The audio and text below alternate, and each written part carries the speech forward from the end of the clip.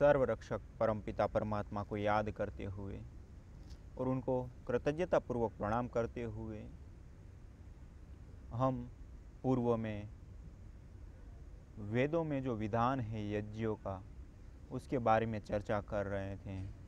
जो यज्ञ संपूर्ण विश्व का कल्याण करने वाला है, जिस यज्ञ को आध्यात्मिक रूप से भी हम अपने जीवन के साथ जोड़ सकते हैं, उस यज्ञ को भौतिक रूप से हम विभिन्न प्रकार की जो हमारी समस्याएं होती हैं, जैसे अभी पूरे विश्व में फैले हुए जल प्रदूषण, भूमि प्रदूषण और मुख्य रूप से प्रधान रूप से वायु प्रदूषण। इस वायु प्रदूषण के कारण पूरे विश्व में करोड़ों करोड़ों लोग प्रभावित होते हैं और कई करोड़ लोग ऐसे हैं जो इसके कारण तो मृत्यु के मुंह में चले जाते हैं। और ये जो वैश्विक समस्याएं बन चुकी हैं, उन समस्याओं को सुलझाने के लिए खूब सारे प्रयास किए जा रहे हैं, खूब सारे उपाय ढूंढे जा रहे हैं, लेकिन जिस लेवल का उपाय हमको चाहिए, जिस तरीके से इस प्रदूषण को नियंत्रित करना और इसको जो प्रदूषित हो चुका है उसको वापस ठीक करना, ये एक बहुत बड़ी चुनौती है आज हम सबके सामने, पूरे विश्व के सामने। और इस चुनौती को ठीक करने के लिए हमारे वेदों ने एक सशक्त उपाय, एक ऐसा उपाय बताया है कि जिसको अपनाने से ये जो सारी वैश्विक समस्याएं हैं, जो प्रदूषण के कारण करोड़ों लोग बीमार हो रहे हैं, पूरी प्रकृति जो है वो असंतुलित हो रही है, जो ऋतु चक्र है वो असंतुलित हो रहा है, ग्लोबल वार्मिंग की समस्या हो रही है, ओजोन की परत टूट रही है, उसके कारण से ये धरती पूरी संकट में आ रही है। हमारी जो भावी पीढ़ी है उसके लिए एक चुनौती है उसके जीवन के लिए, और उसको हम कैसे ठीक कर सकें, तो उसका उपाय एक ही मात्र है, वो है यज्ञ, हवन।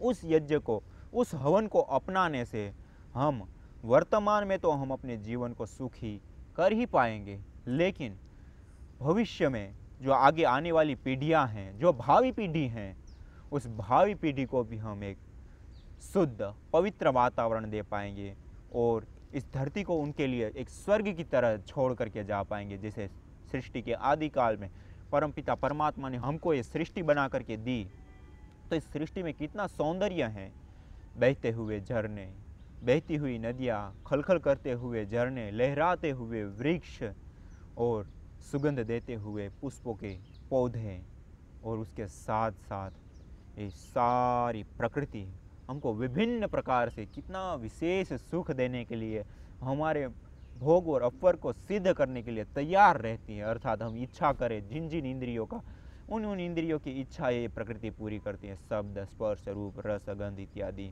और हमारा जो जीवन है उसको सुसंस्कृत करती है, हमारे जीवन में सुख भरती है, हमारे जीवन का आधार बनती है ये प्रकृति।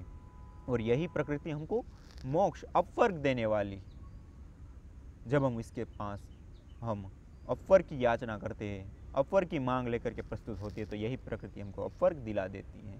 तो कितनी वो परोपकारिणी है प्रकृति, कितने सुंदर है वो प्रकृति जो हमारे भोग और अपवर्ग दोनों को सिद्ध करती है। लेकिन हमको इतनी सुंदर प्रकृति मिली और इस प्रकृति में हमने अपने स्वार्थवश ये जो विभिन्न प्रकार के कृत्रिम पदार्थों को पैदा करके और हम अपने सुखों को बढ़ाने के लिए इस प्रकृति का इतना दोहन करने लगे, इतना दोहन करने लग गए कि बड़ी बड़ी खानें खोद दी और इतनी बड़ी बड़ी फैक्ट्रियाँ, कंपनियाँ लगा दी, जिसके कारण से आज इतनी बड़ी मात्रा में प्रदूषण हो रहा है कि आज पूरे विश्व में एक बहुत बड़ी चुनौती बन करके खड़ा रह गया है।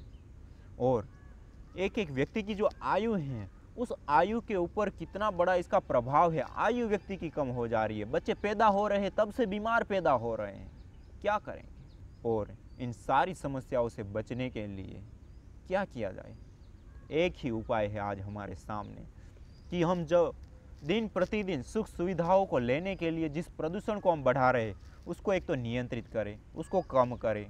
दूसरा, जो सृष्टि के आदिकाल में परमपिता परमात्मा ने, ईश्वर ने जो अग्नि, वायु, आदित्य एवं अंगिरा, इन महान तपस्वी 4 ऋषियों के पवित्र अंतःकरण में प्रदत्त ज्ञान जो वेद हैं उस वेद का अनुकरण करें, उस वेद के पथ पर चले, उस वेद का जो आदेश है कि यज्ञ को करो, यज्ञ को करके फिर आप इन प्रकृति का प्रयोग कीजिए। यज्ञ को करके यज्ञशिष्टा सनो संति, अर्थात जो यज्ञ शेष हैं उसका जो सेवन करता है, उसका जो भोग करता है, उसका जो उपयोग करता है, वो कभी बंधन में नहीं आएगा, वो कभी पाप को नहीं कमाएगा, वो इस जीवन में कल्याण को प्राप्त करेगा। और इस सारी जो प्रकृति ने हमको देन दी हैं उस प्रकृति को वापस दे कर के जाएगा। अर्थात जो हम इस धरती पर आते हैं, धरती पर आकर के हम क्या करते हैं, सारी चीज़ों का उपयोग करते हैं, सारी चीज़ों से हम सुख ले रहे हैं, लेकिन वापस हम उनको क्या दे रहे हैं, कुछ नहीं। तो उनको वापस देने का कोई साधन है तो एक ही है, वो है यज्ञ, हवन। इसलिए कहा जाता है कि हवन कीजिए, यज्ञ कीजिए, जिसको आर्य समाज में दैनिक यज्ञ के रूप में हर रोज सुबह शाम संध्या के समय किया जाता है। और जो यज्ञ श्रेष्ठ नहीं करता है वो पाप को कमा रहा है, वो बहुत बड़ा पाप को कमा रहा है इस जीवन में। इसलिए हमको पहले यज्ञ करना चाहिए, हवन करना चाहिए, फिर ही भोजन को ग्रहण करना चाहिए। अर्थात जिस अन्न को हम खाते हैं उस अन्न को पहले यज्ञ में आहूत करें। जब उसमें आहूत करते हैं तो उन देवताओं तक जिनसे हमको मिला है वहाँ तक वापस वो पहुँच जाता है। इसलिए ये जो सारा संतुलन है सारी समष्टि का, इसलिए कहा है यज्ञो वै भुवनस्य नाभि। ये सारा जो भुवन है, सारी जो समष्टि है, संपूर्ण ये जो विश्व है, चराचर जो जगत है, जड़ चेतन जो ये जगत है, उस संपूर्ण जगत को एक संतुलन में रखने वाला, संपूर्ण जगत को एक बैलेंस में रखने वाला कोई साधन है, वो है यज्ञ, वो है हवन। तो हमको भी इसको अपनाना चाहिए, हमको भी दैनिक रूप से सुबह उठ करके यज्ञ करना चाहिए। और इस यज्ञ की जो परंपरा है पहले तो बहुत ज़्यादा थी प्रचलित, लेकिन उसमें कुछ विकृतियाँ आने के कारण वो बंद हो गई। लेकिन आज फिर से उसकी आवश्यकता है और शुद्ध रूप में करने की आवश्यकता है।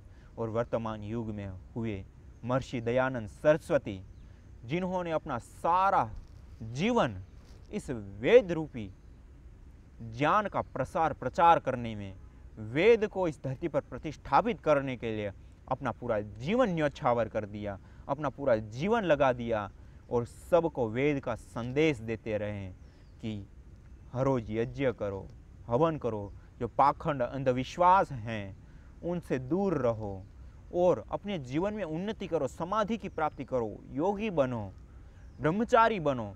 इस तरह से उन्होंने अपने जीवन से कितने बड़े संदेश दिए। और यज्ञ हवन के लिए तो उन्होंने संस्कार विधि जो पुस्तक लिखी उसमें उन्होंने विस्तार से वर्णन दिया है कि यज्ञ हमको कैसे करना चाहिए, किन मंत्रों का उच्चारण करना चाहिए, उसके पीछे क्या रीजन है इत्यादि बहुत ही विशेष रूप से हमारे सामने उन्होंने प्रस्तुत किया है। और उस समय उन्होंने आर्य समाज की स्थापना कर करके इतना बड़ा एक संकल्प रखा था कि ये जो वेद की परंपरा है, ये जो शाश्वत ज्ञान है, जो सृष्टि के आदि काल में परमपिता परमात्मा ने जिस ज्ञान को हमको दिया है, उस ज्ञान को घर घर तक पहुंचाने के लिए, कृण्वन्तो विश्वम आर्यम, पूरे विश्व को श्रेष्ठ बनाने के लिए, आर्य बनाने के लिए इस आर्य समाज की उन्होंने स्थापना की। और उसके माध्यम से बहुत ही ज़्यादा प्रसार प्रचार हुआ, पूरे संसार में बहुत ही प्रकाश मिला। लेकिन आज जो यज्ञ हवन है उसको उन्होंने तो इतना सारा प्रसार प्रचार किया, हम तक पहुंचाया है, लेकिन आज हमको आवश्यकता है कि उस यज्ञ को विश्व पटल पर स्थापित करने की। अर्थात जो यज्ञ हैं उसको सबको अपनाने की, सब जनमानस तक इसके जो लाभ हैं उसको पहुंचाने की, आम जनता को उस यज्ञ के लाभों से अवगत कराने की आवश्यकता है, सबको प्रेरित करने की आवश्यकता है कि आइए हम सब इस यज्ञ को अपनाएं। उस यज्ञ को अपनाने से क्या क्या लाभ होते, क्या क्या रीजन है, उसके बारे में उसको विस्तार से अवगत कराने की आवश्यकता है। और ये जो यज्ञ है तो एक ही कर्म और एक ही समय करने से उसके कितने सारे लाभ होते, अनंत लाभ। जैसे पहले एक कहावत थी ना, या अभी भी है, एक अनार 100 बीमार, अर्थात एक ही अनार का सेवन करने से 100 बीमारियां दूर होती हैं, कई सारे मतलब लाभ मिल जाते हैं। इसी प्रकार अब तो ये कहावत चालू होनी चाहिए, ये कहावत प्रचलित होनी चाहिए। एक यज्ञ हजारों लाभ, अर्थात केवल एक ही यज्ञ करने से कितने सारे लाभ हैं कि हम जो हवन करते यज्ञ करते हैं उससे हमारे संस्कारों की शुद्धि होती है, हमारे संस्कार परिष्कृत होता है। हम यज्ञ करते हैं, हवन करते हैं तो उससे हमारा मन शांत होता है, हमारे मन में तृप्ति मिलती है, हमारा मन पवित्र रहता है। वो जो हवन करते हैं, यज्ञ करते हैं, उससे हम जो जीवन जी रहे हैं उस जीवन से परोपकार होता है, अर्थात बहुत बड़ा दान का स्थान है यज्ञ हवन। यज्ञ कुंड में हम जो भी आहुति देते तो हम थोड़ा सा ही है उसमें डालते हैं, लेकिन वो सूक्ष्म होकर के परमाणु रूप में परिवर्तित होकर के जो सारे भूमंडल में फैल करके जो एक बहुत बड़ा पुण्य का कार्य होता है, वो पुण्य का कार्य हमारे जीवन को सबसे श्रेष्ठ बनाता है और सबसे बड़ा परोपकार बन जाता है। इसलिए तो कहते हैं जो यज्ञ करता है वो देवता बन जाता है।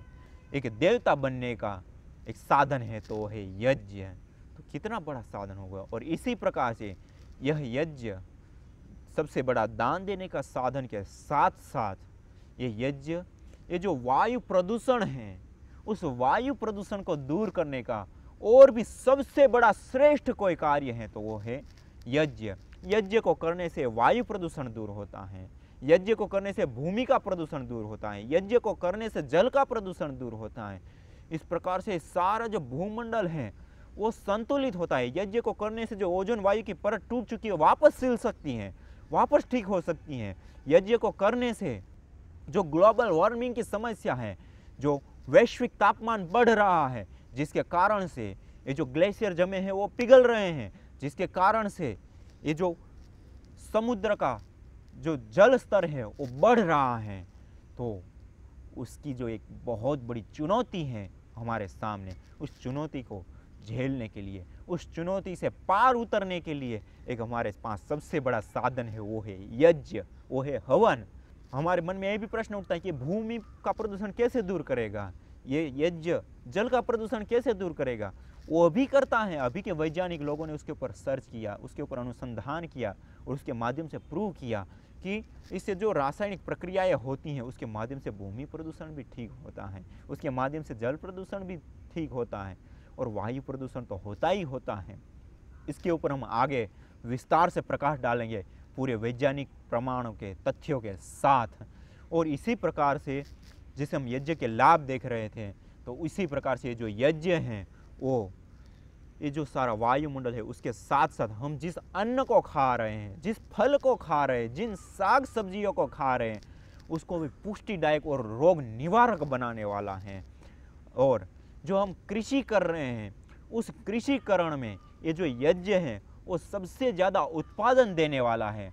अर्थात हम जो अभी कृषिकरण कर रहे हैं उसमें जितना हमको उत्पादन मिल रहा है उससे हम 4 गुना उत्पादन हम बढ़ा सकते हैं। अर्थात अभी पूरे भारत में जितना अन्न का उत्पादन होता है उससे हम 4 गुना अधिक उत्पादन कर सकते हैं अन्न का।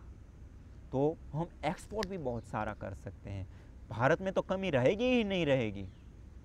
भारत में तो अन्न साग सब्जी की तो कमी रहेगी ही नहीं, लेकिन अन्य देशों में भी नहीं रहने देंगे इसकी कमी जब हम यज्ञ के आधारित खेती करेंगे, कृषि करेंगे।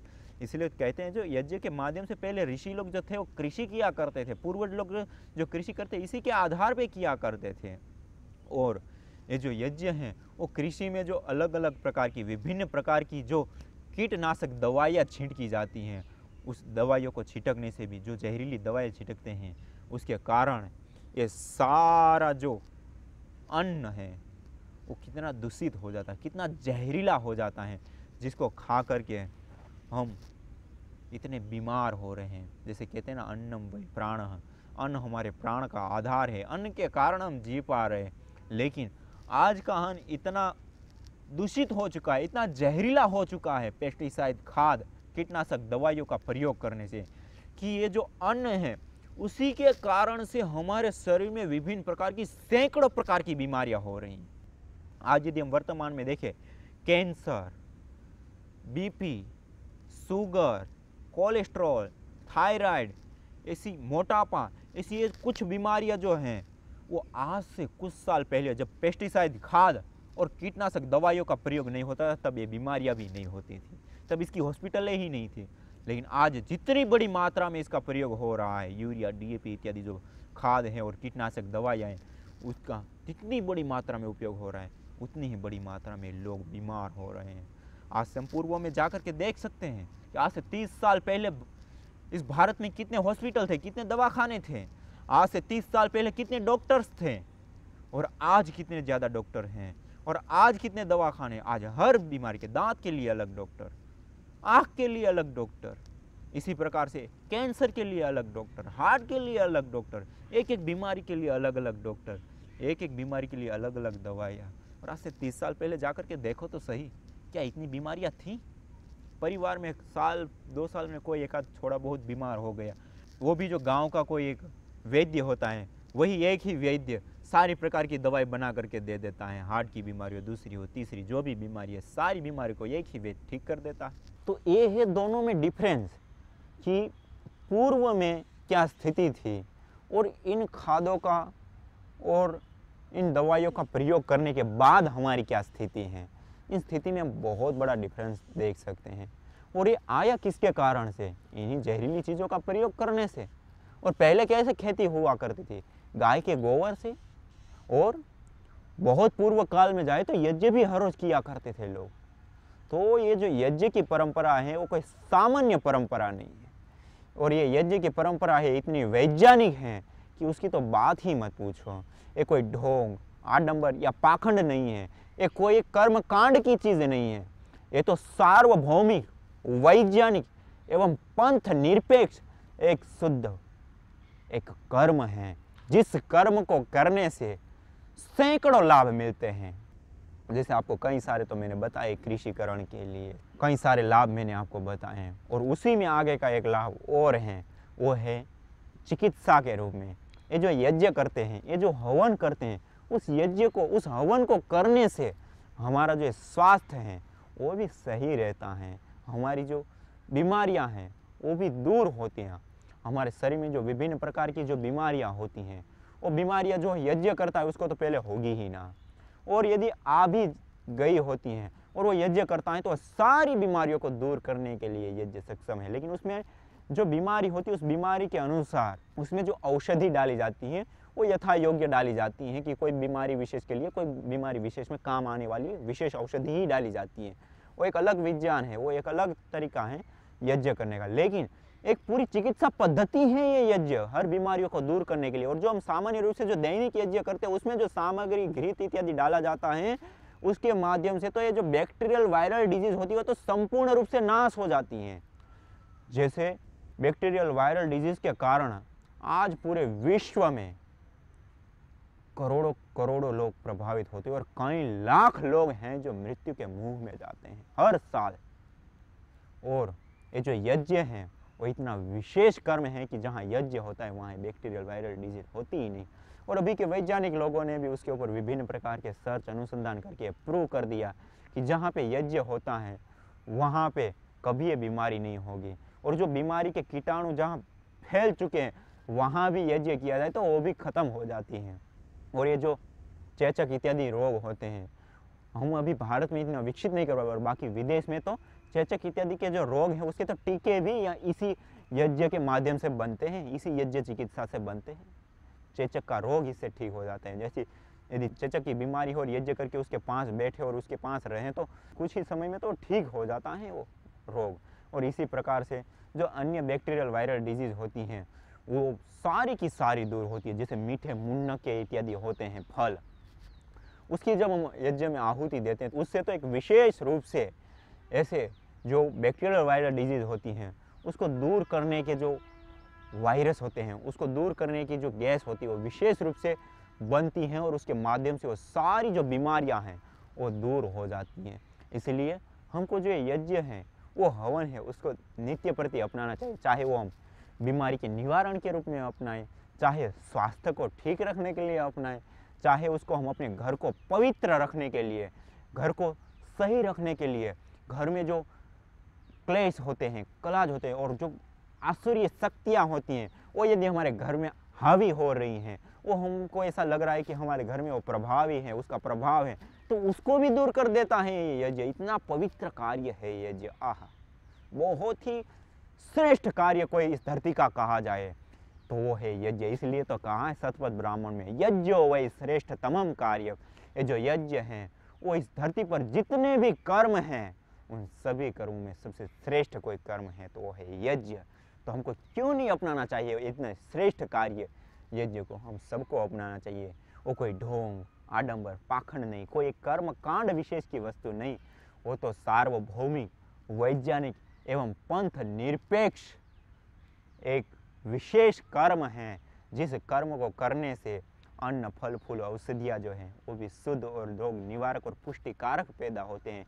जिस यज्ञ को करने से वातावरण शुद्ध होता है, जिस यज्ञ को करने से हमारा शरीर स्वस्थ रहता है, जिस यज्ञ को करने से हमारे शरीर में प्रविष्ट बीमारियां दूर होती हैं, जिस यज्ञ को करने से ये वातावरण शुद्ध होता है, वायु शुद्ध होती है, भूमि शुद्ध होती है, जल शुद्ध होता है, और जिस यज्ञ को करने से ये सारा जो भूमंडल है वो सही रहता है, ओजोन वायु की परत ठीक हो जाती है, जिस यज्ञ को करने से ग्लोबल वार्मिंग की समस्या ठीक हो जाती है, और सारा जो ये भूमंडल है वो एक बैलेंस में आ जाता है, एक सही रूप से एक सही बैलेंस में आ जाता है। ये सारा भूमंडल, ये सारा जो ऋतु चक्र है वो सही हो जाता है। तो हमको क्यों नहीं अपनाना चाहिए इतने श्रेष्ठ कर्म को, यज्ञ को? सबको अपनाना चाहिए। आइए हम सब अपनाते हैं इस यज्ञ को। आप भी सब अपने घर पे डेली यज्ञ कीजिए, औरों को भी प्रेरित कीजिए, औरों को भी कराइए यज्ञ, और हम सब मिल करके इस पूरे विश्व को आर्य बनाते हैं, पूरे विश्व में सुख शांति का संचार करते हैं। इसी के साथ ओम शांति शांति शांति।